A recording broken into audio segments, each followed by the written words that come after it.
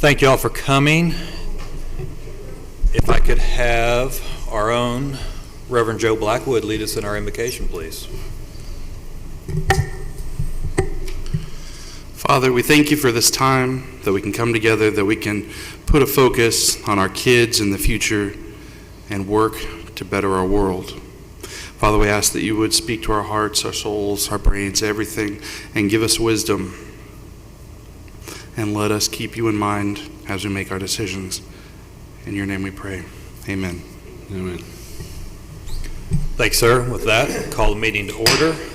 Let the record show all members are present, excluding Kyle Whitehead, Frank Nelson, and at the moment, Chad Williams. With that, presentations. Yes, tonight our spotlight student is from Fowler Early Childhood Center, and his teacher is Miss Becky Meyer, and I'm going to let her tell us a little bit about Austin.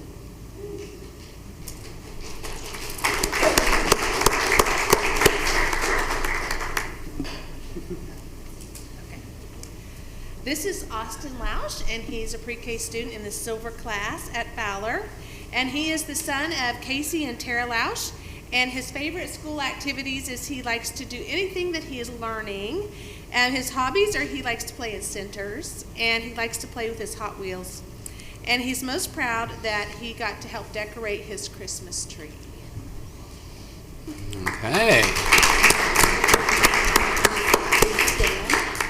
Please stand.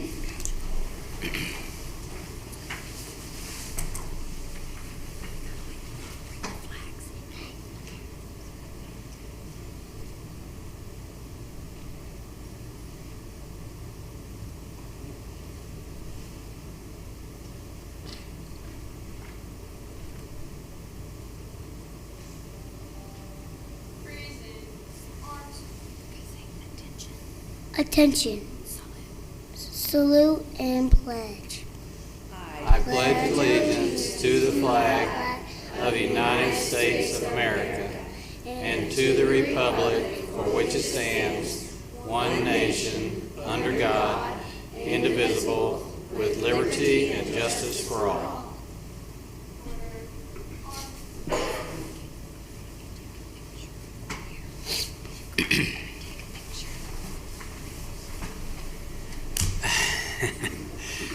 All right, let's get a picture.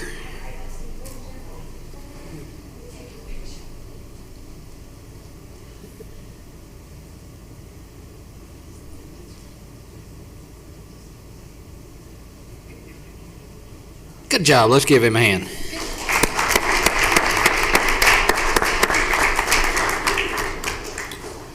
And our secondary spotlight student tonight is Zoe Robinson.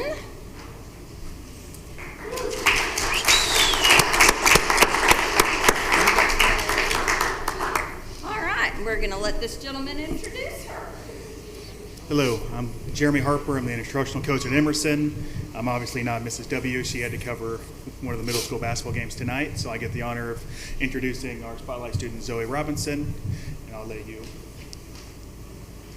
Hello, my name is Zoe Robinson, and I attend Emerson. Pull that microphone toward you, Zoe. There you go. Thank you.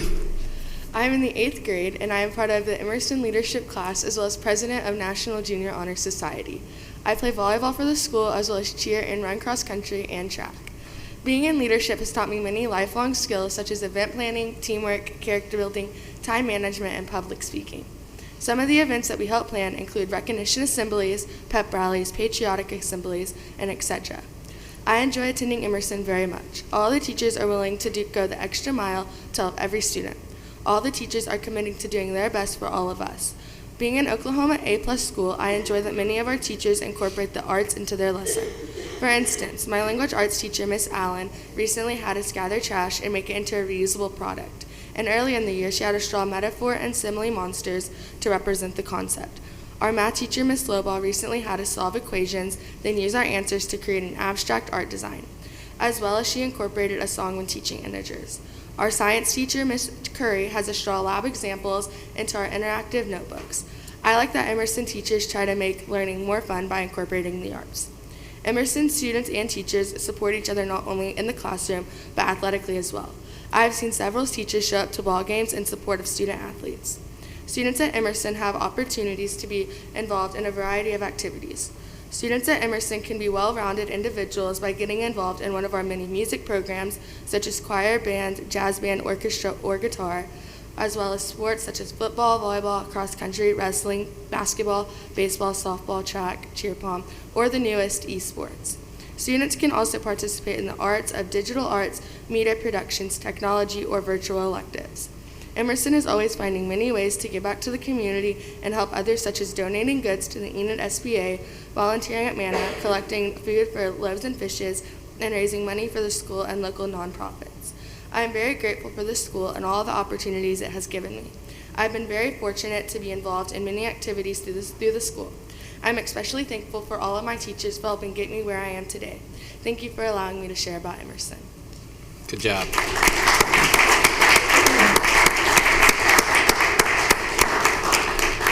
All right, come on up, Mom, and get a picture. There we go.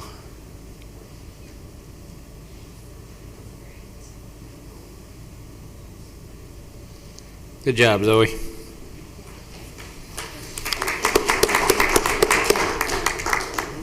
Thanks, Zoe. I know two parents who are probably pretty proud of you, All right, our next recognition is the vocal all-state students under the direction of Mr. Matthew Johnson and Mr. Mark Johnson, and so I'm going to let them tell you about these students' accomplishments. Good evening. I feel like every year I get to step in front of you and brag on these kids and get to say some stat that they're breaking records, and they keep doing it. So we found out this year that these 10 All-Staters, we're missing one tonight, is the second most that Enid High has ever had. Our first most was 3 years ago, so we'll get it next year, guys. There you go. But then I'm going to read each name and tell you each about them, because a lot of them are multiple-year All-Staters. So I'm going to go through each one. And then, so first off, and if you guys will step over, and do you want to do the certificates while I read them? Sweet. So first up is Mr. Zachary Byram. He is a junior, and this is his first year making All-State. Next is Delaney Carruthers, who's a freshman, and this is her first year at making All-State. Grace Crawford, who could not be here with us tonight, she is a junior, and it is her second time making All-State.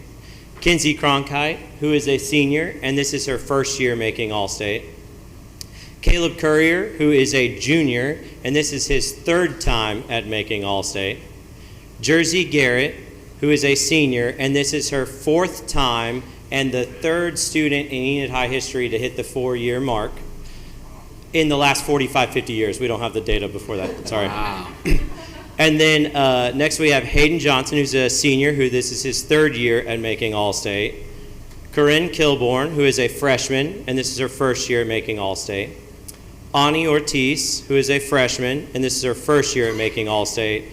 And Miss Avery Ransom, who is also a freshman and her first year at making All-State. So I'm so proud of these kids. Great job.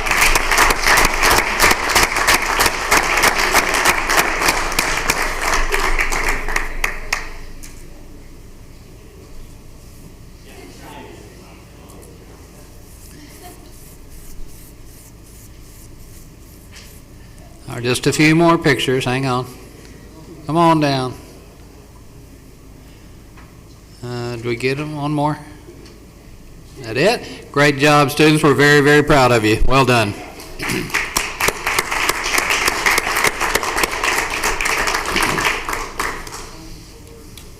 Also tonight, we want to recognize the Clampett family.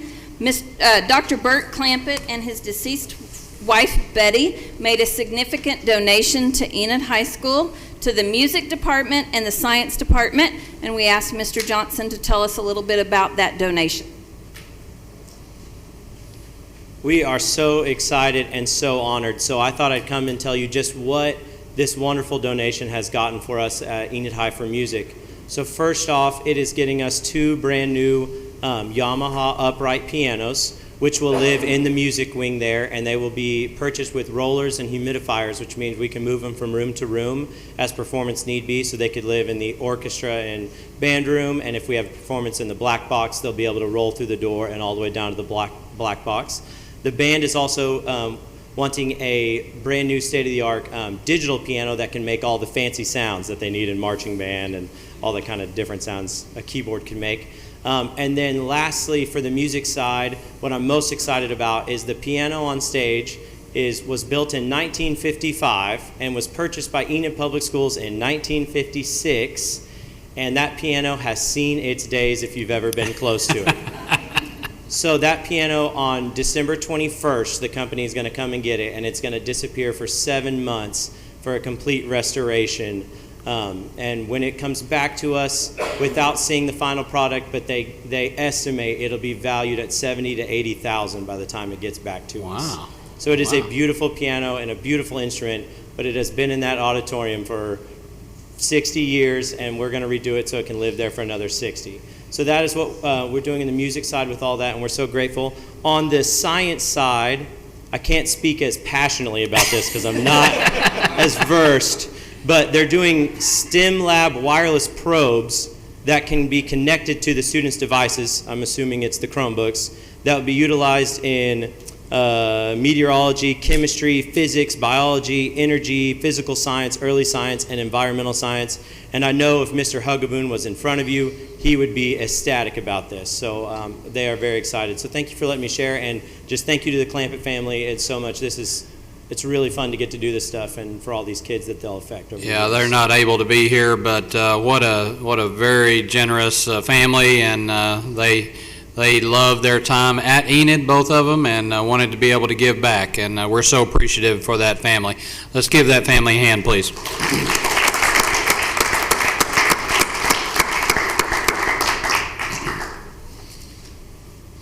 All right, next up, this is Carol Gober's last board meeting, and I'm not sure if she's excited about that or not, but last time she will have to officially be here in this capacity. But Carol's been with the district for 25 years and has given a tremendous amount of time, effort, and energy to the school district before she moved into this role as the superintendent's secretary, and then for many, many years has taken care of the superintendent's office and several superintendents, 3 of them, and I think most of them are still alive, I'm pretty sure.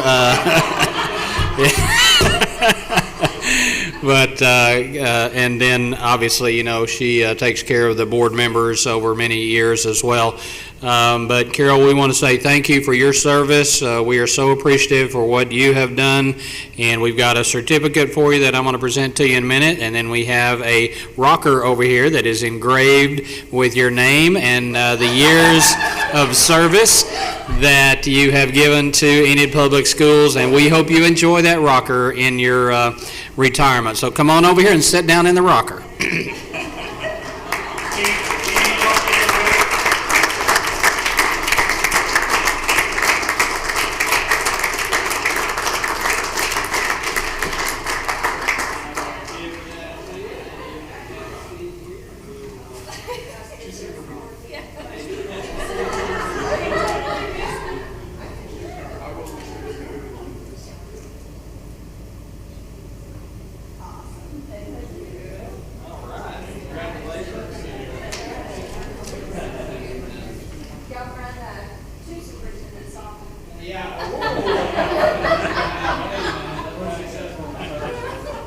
We're going to set that up there so you can look at it the whole meeting.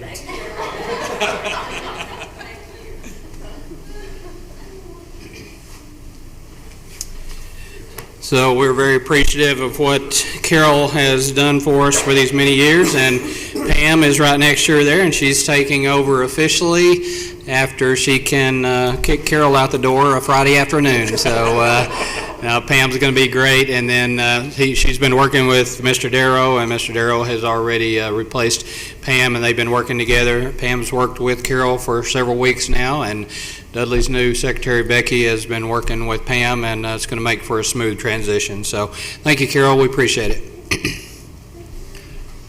Thank you, Carol, for everything you've done for me personally, so I appreciate it. With that, brings us to item number 2, audience to visitors, which we have none. Item 3, superintendent's report.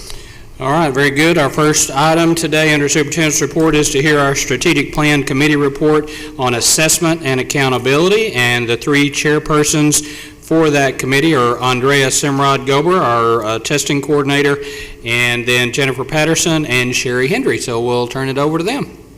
Hi, I'm Sherry Hendry. I'm the principal at Prairie View Elementary. Jennifer Patterson couldn't be here tonight. I'm just saying this is my 36th year, and if I get to 40, I'd like a rocker. Okay, good to know. We'll put that on the list. Carol only had 25 years, Okay. so I'm just putting my bid in now. Willa Joe had 45 years on the board, though, so Okay. set the bar high. Andrea Simrod-Gober, she's our Director of Assessments. And so I think you have a kind of a one-page report from our committee for the strategic plan. And if you have It's any in your questions, electronic packet. we'll be more than happy to go over any of that with you. So I'll let you kind of look that over.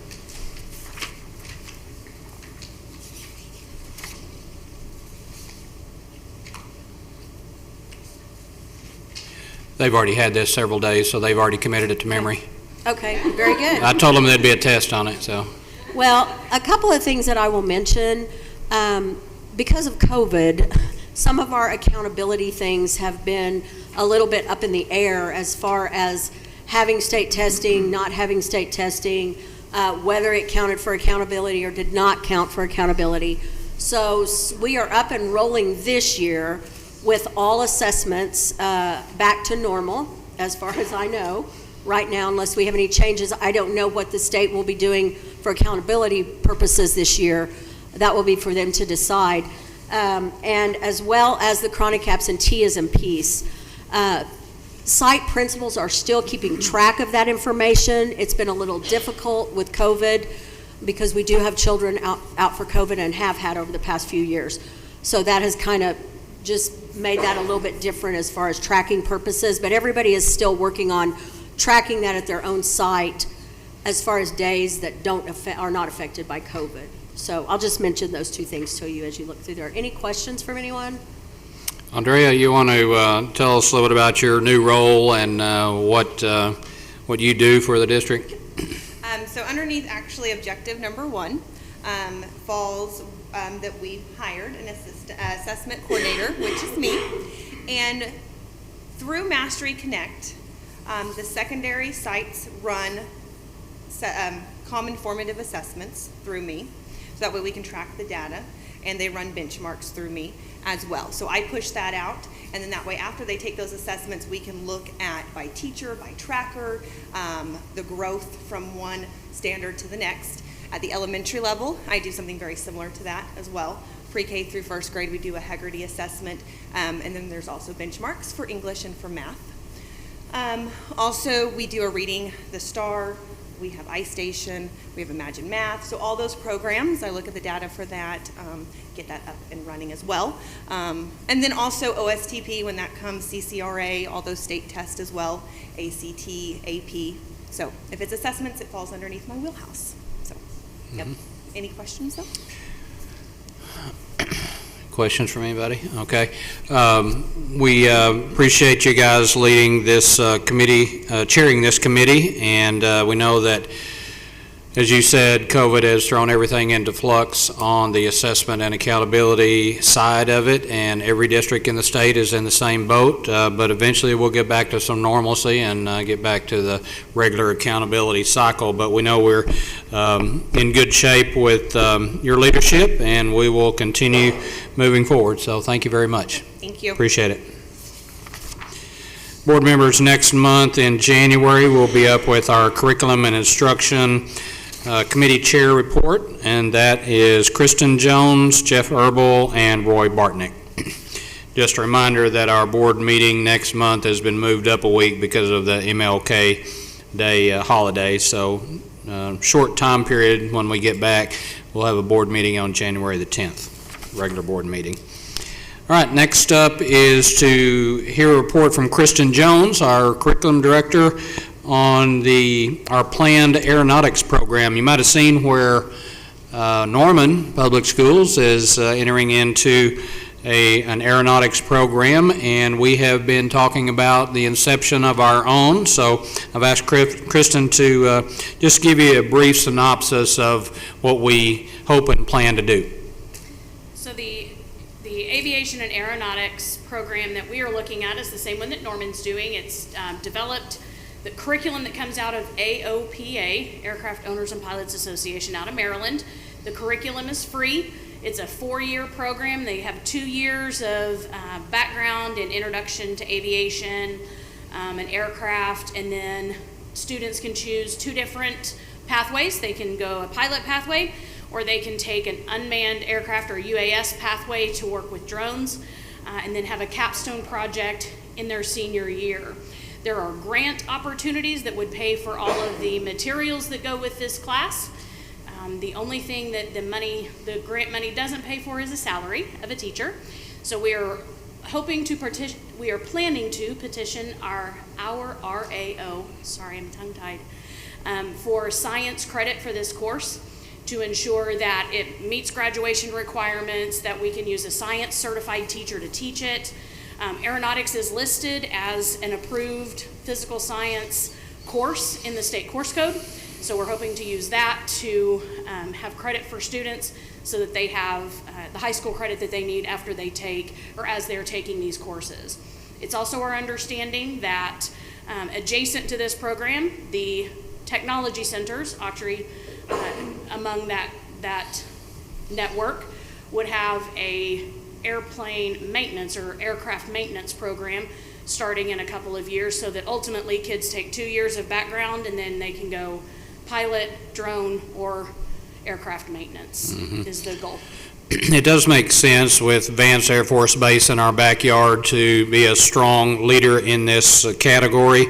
And as Kristen said, between us and NOC and Northwestern and Ringwood has got Woodring, Woodring has already got a facility out at that airport of aircraft maintenance, and then Autry Tech has purchased the old Marine Center building, and I think they'll have some more of these type of programs in there. So it just makes a lot of sense for us to get involved in this program, especially when there is grant monies available, and most likely students will be able to get some science required credit in this program. I just think it's win-win, and really excited about us being able to provide this for our students. And then who knows, many colonel might want to just go right into the Air Force. So it's win-win all the way around. So Kristen, hang on just one second. We appreciate your report on that. And I was going to tell the board members also that the State Superintendent, Joy Hoffmeister, periodically does an all-district Zoom meeting that anybody across the state can participate in, and we do oftentimes sit in on that. And our school district is going to be highlighted this Wednesday in the State Superintendent's Zoom meeting on 2 different fronts, the letters training and the early reading success that our school district has had. So I thought, and Kristen's actually providing that report statewide on Wednesday. So Kristen, I thought you'd like to say a word to the board about that. Sure, absolutely. So we have been we've been highlighted for the work that we've done in the science of reading and in letters.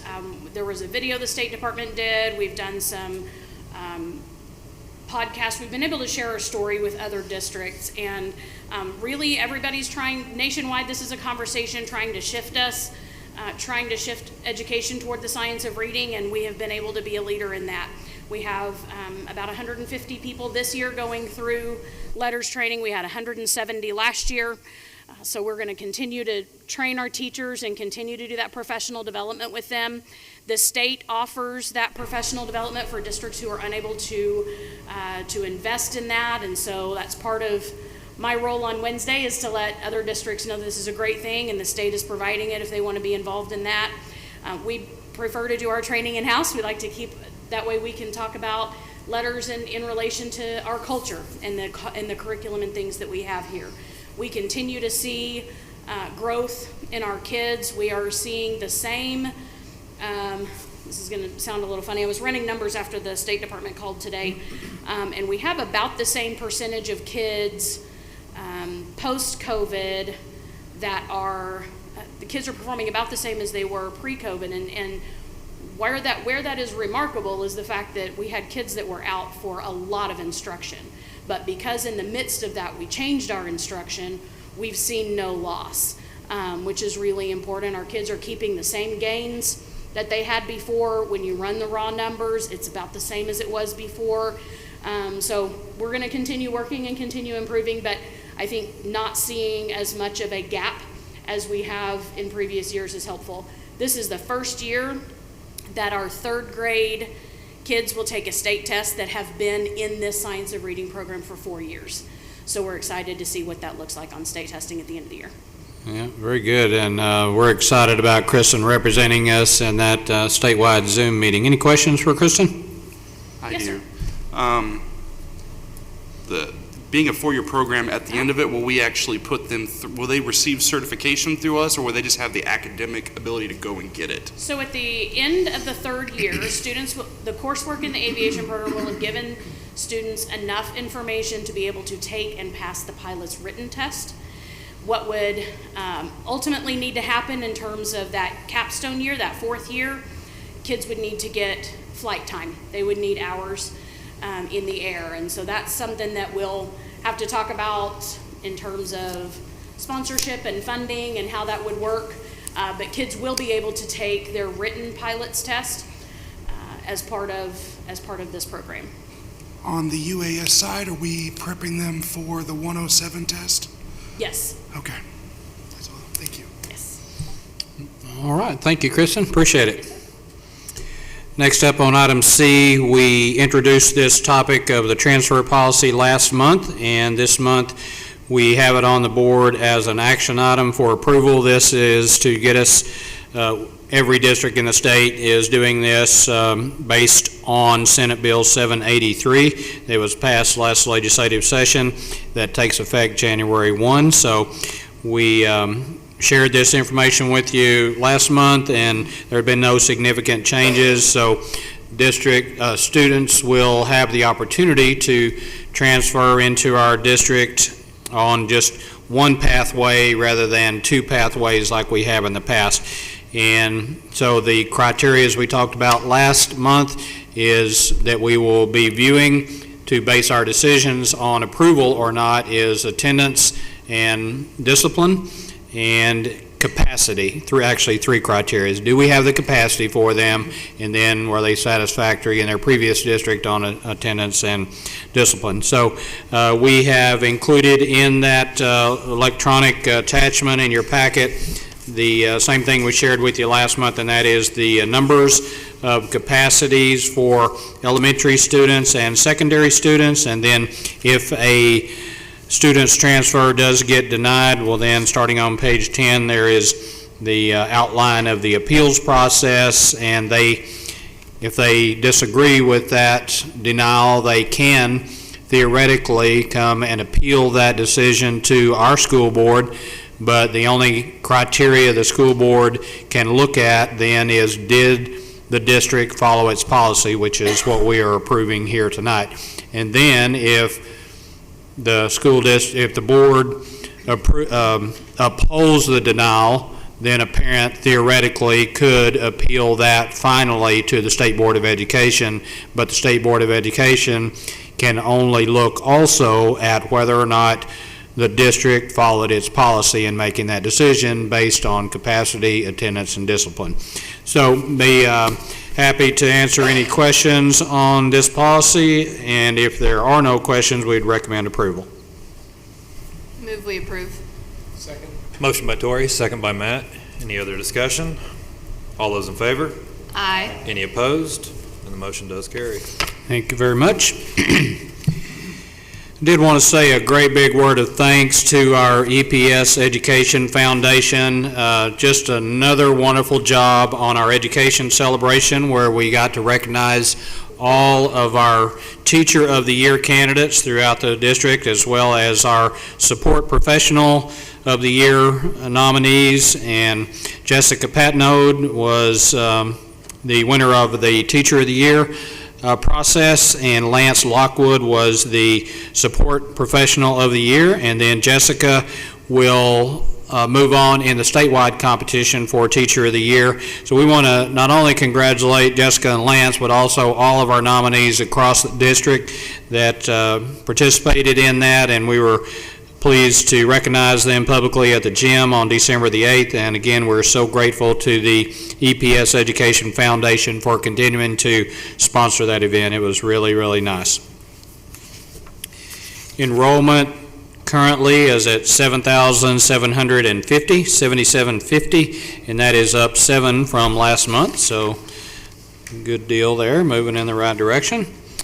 Congratulations to our 3 board members that followed. They drew no opposition, so Joe Blackwood, Matt Lohman, and Chad Mantz did not draw opposition, so they will automatically be elected. So congratulations to those 3 gentlemen, and just wanted to remind everybody that the way the cycle has changed, we won't actually reseat them into their newly elected spots until April, and then that will also be the month that we will re-elect officers. So congratulations to those 3, and we're pleased to have them continuing on our school board and appreciate their support and their time and effort. A few dates to remember here. Just listed them for you in your agenda. Christmas break, December 20th through January the 2nd. Then we come back on January the 3rd. The employees do, not the students. Employees have a half-a-day professional development and half-a-day work day on January the 3rd. That's a Monday. Then on Tuesday, January the 4th, we also have a professional development day for the employees, and then students return on Wednesday, January the 5th from Christmas break. Monday, January the 10th, as I mentioned earlier, is our regular board meeting for January. And then on the 17th, we have MLK holiday, so no school on that day. And then lastly, for superintendent's report, we've put this on the agenda each month, and that is to talk about our COVID procedures, and it seems to be working well. Jane told me today that we had a total of 14 students in the district of 7,800 students roughly that had tested positive, and 5 employees. So as numbers go, that's not too bad. So we certainly want all those people to recover well from that, and those that are struggling with COVID certainly continue to be in our prayers.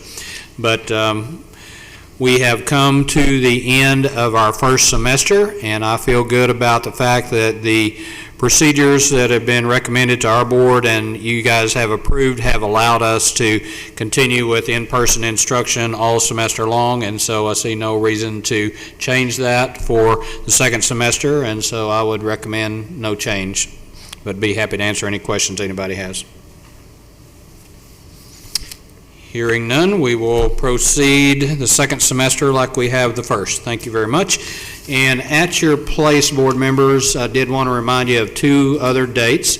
You've got a Christmas concert flyer there, as our choir director has mentioned earlier. Tomorrow, 7:30 p.m. in the auditorium. It's going to be a wonderful high school Christmas choir concert and orchestra and a number of other students. I think 360 students are going to be involved in that, so it should be a wonderful concert, choir concert, and looking forward to that. And then Gabe Watts has been named by our athletic director as the new head volleyball coach, and we're going to have a short reception for him on, let's see, that's Tuesday or Wednesday? It says Tuesday, December 15th, but it's Wednesday, yeah, the 15th, yeah. Okay, yeah. Tuesday, the 15th, 5:30 to 6 in the new gym, Spirit Room, for Coach Watts. And then, as I already mentioned, January 10th board meeting. I think that is it for my superintendent's report, Mr. President. Thanks, sir. Excuse me. Brings us to regular business. Item 4, We can take items A1 through 9. Do I have a motion? Motion by Joe, Second. second by Tori. Any Do have one item that we need to mention here. You have an extra sheet at your place. It's kind of pinkish. Let Sam mention that. That's the surplus items. That part was left off of your agenda that was emailed out to you guys, so we're providing it to you today. Yeah, there's only 3 items on that surplus. One is on the front, and then 2 are on the back. So we wanted to make sure that everyone was aware of those 3, and I gave Alex a copy of that as well. So that's a part of this consent agenda, so we just want to make sure that board members are aware of those 3 items and recommend approval. Any other discussion? All those in favor? Aye. Any opposed? The motion carries. Item 4B, discussion and possible action to approve the district's financial report for November 2021. Dr. Robinson. Once again, finances are looking good. We did receive our first ad valorem payment from the county, large ad valorem payment. We get one every month. This was for well over $1 million as people begin paying their taxes in the month of December, and then again that happens in March. So we'll see how collections go through this next 2-week period, and as long as we hit our halfway point on kind of what I'm projecting on the budget, I'll feel pretty good about everything. So that's a pretty good sign. We used to have to wait, and they would send us 1 check a month. So it's kind of nice that those trickle in during this collection period. All accounts are looking good. We did have a big collection on federal programs this last month, which is kind of where you see an uptick in general fund revenue there. And so those collections are going well, and expenditures right on target, kind of where we're looking at. We're going to talk about that on the next agenda item. So I recommend approval of this month's finance report. Do I have a motion? So moved. Motion by Matt. Second. Second by Tori. Any other discussion? All those in favor? Aye. Any opposed? The motion does carry. Item 4C, discussion of possible action to approve the district's financial report. You have a handout at your place there. The budget, excuse me, for 2022. That's right. We are actually, I bumped this up a month. Normally this comes to you guys in January. We always like to wait on the midterm allocation. I'm not expecting that allocation to come out in a timely manner, so waiting till January, I don't think it will still be to us. So I went ahead and put it together for December. It does leave us a much short on projections, but that's okay. I feel pretty good about it. Some of the key highlights that I kind of want to go over with you guys is where we're at in federal programs money, because this is the largest budget that I know of in EPS history. We're looking to expend over $70 million and collect over $88 million this fiscal year. But the key point I want to point out on this is our federal revenue is the key source of that. It's almost $4.5 million that we're going to collect additionally this year. We also had our initial state aid allocation went up by about $1.8 million from last year. So those highlights are kind of where the expenditures and the revenue bump is really coming from right there. So I'm going to kind of start going through this packet just a little bit as we go. Feel free to stop me, ask any questions, because to me this is the key thing. You guys get a budget presented to you guys with the estimate of needs. That's the kind of rough budget. This is kind of really where I think we're going to fall come on June 30th.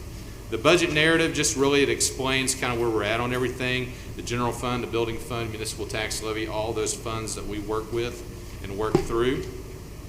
And so I kind of laid out those changes that are in there for you guys. So in summary of this document, we monitor revenue and expenditures every month, just like you guys get on the board report.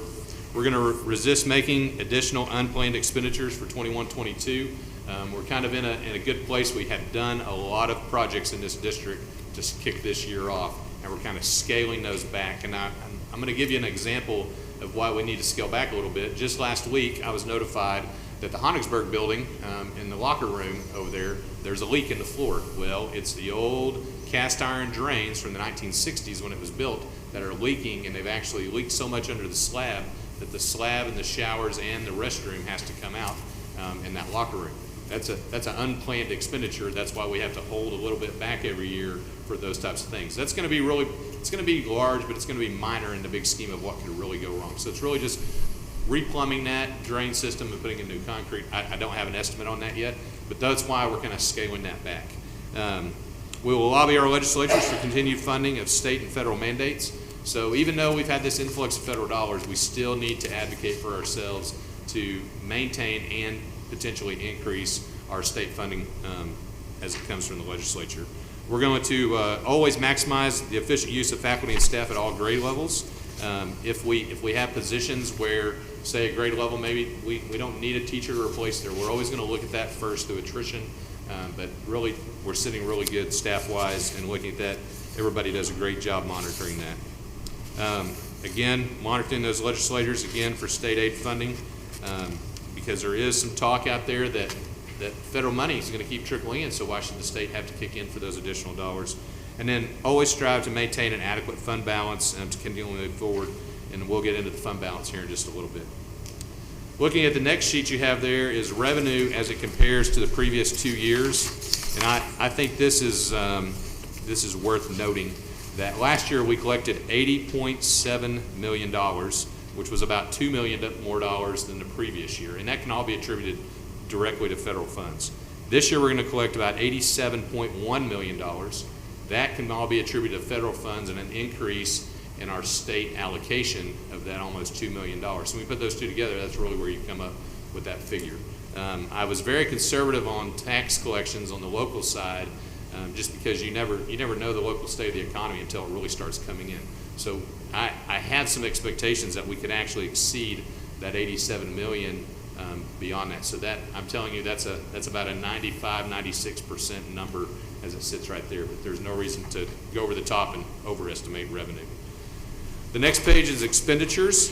When you look at expenditures going back 2 years, you have to remember that one of those years was a COVID shutdown year. When we were in FY20, $65.3 million on expenditures. Last year, we still had some shutdown, but we also had a lot of expenditures related to COVID, but we did a really good job on the budget at $65.5 million. And this year, $70.1 million is where I'm projecting expenditures to be. A big part of that is one-time expenditures that we've had because of federal funds. We don't want to get ourselves tied up into recurring costs. And you guys have seen all the projects we have going on out there. Another part of this is summer school could become expanded. We have some more after-school programs going on, all to address learning loss, and those are being paid for with federal funds as well. Summer school is typically paid for with federal funds anyways, but we're doing just a little bit more with it, and so we're going to kind of see what that looks like, and that's a best guess at this time if we're going to have more turnout for that or not. And so there's the expenditure side. History of revenue and expenditures. This is just goes all the way back to 2001 in case anybody's interested in that. And so you can see that when we're looking at fund balance is still growing. We're projecting fund balance to come in this year. It's going to grow by about $1.7 million, which is going to take us to $16.9 million in fund balance. So that's our savings account, cash on hand. And I will tell you that's a good balance to have. It's another reason that at the end of this meeting, we're going to have another proposal to kind of kick some things back to our staff. But in 2 years, I really think that instead of showing you a positive growth in fund balance, we're going to begin showing a negative decrease in fund balance as we come off of some of these federal dollars. Nothing that's going to be drastic. We're going to have to worry about that, or are we losing too much money? But we're having growth now in the fund balance. We're going to have some decrease because we're going to have to wean, and I'm using the word wean ourselves off of some of these expenditures we've been able to. So what he's talking about is, and you'll probably be reading about this a lot more in the next months and couple of years to come, is the funding cliff that good money managers in school districts are already thinking about so that it doesn't sneak up on them and they spend all their fund balance and then wish they hadn't and wish they had something to fall back on. So I continue to be really excited about the fiscal stewardship that our district has maintained over many years, and that continues, and I feel good about where we will be even when we get to that funding cliff. But Sam's right, that number will start declining here shortly in the next year or two, whereas it has been increasing over time. It'll start decreasing. I'm going to give you guys kind of a good example of how we're working towards what Dr. Floyd talked about. When Kristen was up here talking about the science of reading. That's Wilson Reading. And it brings to mind, because Dr. Floyd had talked about it the other day, we've spent over $300,000 on Wilson Reading this year alone. The maintenance of that program on a yearly basis is only going to be about $90,000. So we're sitting there with $200,000 in the science of reading. Man, you get to be a short timer and you just interrupt the meeting whenever you get ready. That's how that works. Okay. Yeah. You don't really care, do you? It's okay. So anyways, that's kind of where we're going, and what we've done with that $90,000 recurring cost, we've made plans where is that going to come from once we run out of federal funds, and so that's hopefully going to help us avoid the funding cliff that is coming up. The next page you have there is our 10-year fund balance and current fund balance projection. Again, we're looking at $16.9 million in fund balance, and that just shows you a history of how the fund balance has been growing over time and in a steady, good direction. Now, there is a lot of people that'll come up to you and they'll say, well, you guys are over your 14% threshold in fund balance. We're only supposed to have 14% of our revenue held over in fund balance. Well, what a lot of people don't understand is that 14% does not include our federal funds. This year, we've added $13 million in federal funds to that fund balance. So you take our 14%, which is the next page I have on there that shows the statute. You take our 14%, which is about $12.1 million, almost 12.2 is what we can have at 14%. Then you add another $17 million, which is a collective total of all federal funds we collect. So we could actually have a fund balance of $29.2 million in reserve. So we are significantly below that number. There's no danger of us getting penalized for fund balance. And then this is the page you guys probably really wanted me to start with. This is the Cliff Notes version of what I just kind of went through. So save the best for last, I guess. But this just really spells out where we're at. You look at FY21 state aid at the top, $27 million. You look at FY22, $28.9. I think we're going to take about a $210,000 reduction because of ad valorem chargeables at midterm. And so that's going to take us down to about $28.7 million. Weighted ADM, there is a change in how funding works. And just to remind everybody, we used to be on a 3-year high, so whatever your highest weighted ADM was over a 3-year period, you got to keep that number. So this year, the law has changed to where our 3-year goes away. You're either on the previous year or your current year, whichever is the highest of the two. And so once we get our full calculation weighted ADM, which I do not have that in hand yet, then I'll be able to do some further projecting on kind of where that number should fall for next school year. Projected revenue, that's at $87.1 million. Projected expenditures, $70.1 million. Got a little comparison there for you of FY21 numbers just so you can see it, and then there's our carryover. Increase the fund balance is going to be 1.6. And here's kind of where that money comes from is ESSER 2 and ESSER 3 is at $2.7 million and $4.7 million that we're working with within this school year. ESSER 3 is significantly more than that, but that's what we budgeted to spend this year so we can carry that money forward into the next 2 years. And that is all of the budget for you guys. If you have any questions or anything in more detail, I'd be more than happy to answer those questions now. Well, that's all good news, and it's nice to have that kind of a financial picture, but it's also nice to have, as I said, good fiscal stewardship such that everyone is aware not only of where we are, where we've been, where we are, but also what is coming on that fiscal funding cliff, and we will be prepared for that. So appreciate the report, Sam. Appreciate you putting all that information together. That's all good information in both a historical nature and also a good snapshot of where we are and the financial situation we are in, which is really good. So thank you very much. All right. With that is do I an have action item. A motion. Mm-hmm. Motion to approve. Motion by Matt, second by Joe. All those in favor? Aye. Any opposed? The motion carries. Thank you. Item 5, new business, sir. No, sir. 6, reports. Colonel Miller? Sir, I have nothing this month. All right. Any comments from the board? Hearing none. Item 7, regular business meeting will be here in the Admin Building on January 10th at 6 p.m. Brings us to item 8, discussion and possible action to approve a proposed executive session to discuss the employment of those individuals or positions listed on the attached Exhibit A, the purchase or appraisal of real property, and any pending or possible litigation. Do I have a motion? Motion by Joe, Second. second by Tori. All those in favor? Aye. Any opposed? Motion carries.